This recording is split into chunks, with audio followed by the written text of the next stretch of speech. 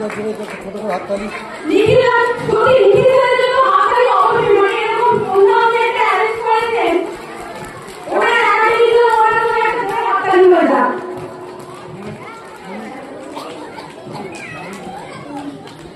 মেয়েদের তুলে দিচ্ছেন নিখিল স্যার,